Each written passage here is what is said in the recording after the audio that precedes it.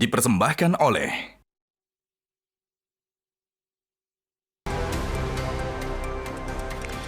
Presiden Amerika Serikat Donald Trump yang merupakan sekutu Zionis Israel hendak mencaplok wilayah Gaza dan mengusir warga Gaza dari tempat tinggalnya. Sekitar 80% pemukim Israel menyetujui langkah pembersihan etnis itu. Meski begitu, warga Palestina di Gaza tetap bertekad untuk mempertahankan tanah airnya.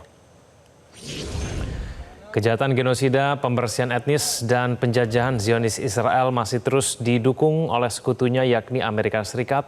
Terbaru, Donald Trump mengumumkan bahwa Amerika Serikat hendak mencaplok wilayah Gaza Palestina. Hal itu disampaikan di depan Netanyahu. Trump berdalih Gaza tidak layak huni. Namun beberapa waktu sebelumnya, Trump yang juga pebisnis real estate pernah mengungkapkan hendak membangun properti di Gaza. Langkah perluasan wilayah jajahan oleh Trump itu ditentang utamanya oleh warga Palestina yang bertekad untuk terus mempertahankan tanah air Palestina. Sekjen PBB Antonio Guterres juga menilai rencana Trump itu. Proposal Trump untuk mengambil alih atau mencaplok wilayah Gaza dan mengusir paksa warga Gaza dinilai melanggar hukum internasional termasuk Konvensi Jenewa. Usulan itu dikritik tajam sebab rencana pembersihan etnis oleh Trump terhadap bangsa Palestina dinilai akan memperparah penderitaan rakyat Palestina dan memicu kekacauan di kawasan Timur Tengah. Kami akan membahasnya bersama dengan analis Timur Tengah Hasibullah Satrawi. Mas Hasib, selamat malam. Selamat malam, Mas Kevin. Ya, Mas Hasib, bagaimana reaksi dunia utamanya di kawasan Timur Tengah terkait dengan rencana Trump yang ingin mengambil alih Gaza begitu dan mengusir paksa warga Gaza? Ya, saya rasa apa yang ditampakkan dan disampaikan oleh Netanyahu dan Presiden Trump dalam jumpa pers tadi pagi waktu Jakarta itu menjadi sebuah mimpi buruk, menjadi sebuah tamparan, menjadi sebuah petir di siang bolong bagi terutama masyarakat Timur Tengah, dunia Arab, dan saya melihat juga masyarakat dunia yang melihat persoalan ini secara berimbang di antara Israel dan Palestina dalam waktu yang bersamaan.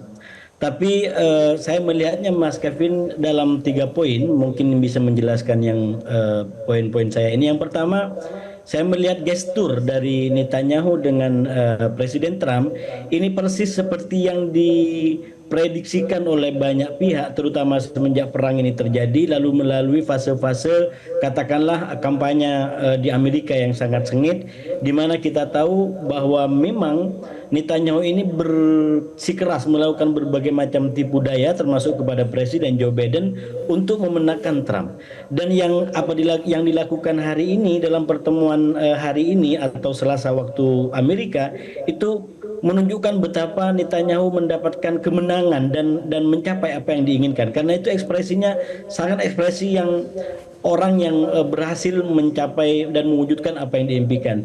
Nah, itu yang selalu saya sampaikan juga sebelumnya, bahwa sikap-sikap Netanyahu selama ini terutama di dalam berupaya berkelit dari tekanan Joe Biden itu memang dalam rangka memenangkan Trump. Dan saya selalu sampaikan juga oleh banyak pengamat juga yang lain bahwa perang di jalur Gaza itu pada akhirnya kayak semacam seperti isapan pasir, kisah idapan pasir bagi Joe Biden dan Kamala Harris, di mana kalau mereka bergerak ke kanan salah, ke kiri salah, dan akhirnya benar-benar yang menang adalah Trump. Dan sekali lagi itu yang diinginkan oleh Netanyahu. Yang kedua, catatan saya, Mas Kevin, dari yang disampaikan oleh dua pemimpin ini, dua presiden Amerika dan Perdana Menteri Netanyahu ini adalah bahwa ada hal yang tidak dibaca secara berimbang. Ini kan perspektifnya Israel semata-mata. Bayangkan ibarat ada rumah orang sudah dihancurkan luar biasa, lalu kemudian solusinya warganya disuruh pergi. Kalau warganya pergi, rumahnya mau dibangun, silakan datang kembali, itu masih rasional. Tapi silakan warganya pergi, lalu kemudian tanahnya itu akan dibangun oleh Trump sendiri. Dan yang betul-betul tidak memerhatikan aspek Palestina paling tidak, ini yang lalu kemudian disalahkan adalah warganya, orang yang di rumah itu, daripada orang yang melempar bomnya atau bahkan malah orang yang mengimpor bomnya, orang yang mendatangkan bomnya, yaitu Amerika dan Israel. Nah, ini menurut saya salah satu hal yang akhirnya membuat Trump cara berpikirnya tidak kedua belah pihak. Jadi beliau menyampaikan kita ingin perdamaian yang hakiki, tapi daripada dibangun lagi Palestina, langsung dikasih bensin, Ya, dibakar Mas hangus Hasib. di bumi hangus. Nah ini kan hal-hal yang sebenarnya ini catatan yang ketiga. Pada akhirnya kalau hari ini banyak pertentangan termasuk dari masyarakat Eropa bahkan Amerika, terutama yang masih berpegang teguh pada prinsip kemanusiaan dan perdamaian, karena yang akan dilakukan Oke. oleh Presiden Trump ini kalau betul-betul begitu bukan Ya. hanya melanggar nilai-nilai Amerika yang selama ini Ya. kita belajar mereka modern, mereka terbuka, menghargai perbedaan. Ya. Tidak bisa menghargai perbedaan dengan menghancurkan yang berbeda, menghanguskan yang berbeda. Di mana letak kita menghargai perbedaan di situ? Apalagi Ya, kalau Mas kita Hasib, bilang tapi nation state tentang dengan adanya agama, rencana tentang dari Trump negara ini, bangsa kira-kira yang nasib perjuangan kemerdekaan Palestina ke depan akan seperti apa nih Mas Hasib? kalau ikut daripada yang disampaikan oleh Presiden Trump, kalau kita baca secara utuh, Mas Kevin, ini yang saya bilang strategi dua tangan. Kemarin saya sampaikan di Metro dan saya sempat rumuskan dalam sebuah tulisan yang utuh. Semoga besok atau lusa sudah bisa dibaca gitu ya. Tapi ini pikirannya menurut saya memang strategi tangan kanannya ingin terjadi gencatan senjata, tapi tujuannya dari gencatan senjata itu adalah bagaimana Sandera itu kembali. Bukan dalam pengertian bagaimana menyelesaikan persoalan Palestina, yaitu persoalan kemerdekaan bagi mereka. Nah, strategi tangan kirinya ini yang sedang dijalankan, yaitu hal-hal yang itu menunjukkan keberpihakan, menunjukkan pembelaan secara ulat dan butuh kepada Israel.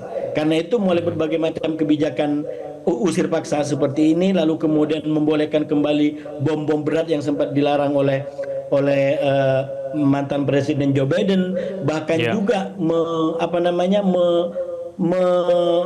mengabaikan larangan atau hukuman kepada para ekstremis Yahudi di tepi barat yang selalu melakukan aksi, yang itu sempat Ya. dilakukan oleh Presiden Joe Biden. Jadi ini hal-hal tangan kiri dan saya melihat ini pada akhirnya akan diupayakan bagaimana yang diinginkan dalam tangan kiri ini menjadi sebuah kemenangan dan kenyataan, dan Trump sedang memaksakan keinginan ini dengan berbagai macam daya dan upaya, termasuk mengontak negara-negara yang selama ini dibantu oleh Amerika atau banyak mendapatkan bantuan Amerika, terutama Yordan dan Mesir. Oke, baik. Mas Hasib, terima kasih sudah bergabung bersama kami di Prime Time Boleh News. satu lagi, Mas Kevin, sedikit aja. Ya, Menurut saya singkat cara saja. bacanya ada satu lagi yang juga penting kita baca, bahwa Hamas juga berbeda. Saya membaca Hamas melalui Rusia coba membuka negosiasi dengan Presiden Trump. Jadi ini sebenarnya pertarungan strategi yang total dari kedua belah pihak untuk memenangkan yang diinginkan. Jadi Netanyahu dengan datang langsung, tapi Hamas dengan melobi, terutama Rusia melalui Putin yang ada kedekatan dengan Trump. Jadi ini perkembangan yang kita baca hari ini, Mas Ya, Kevin. kita akan lihat nanti hasil lobbynya akan seperti apa. Terima kasih Mas Hasib sudah bergabung bersama kami di Prime Time News. Jelajahi cara baru mendapatkan informasi. Download Metro TV Extend sekarang.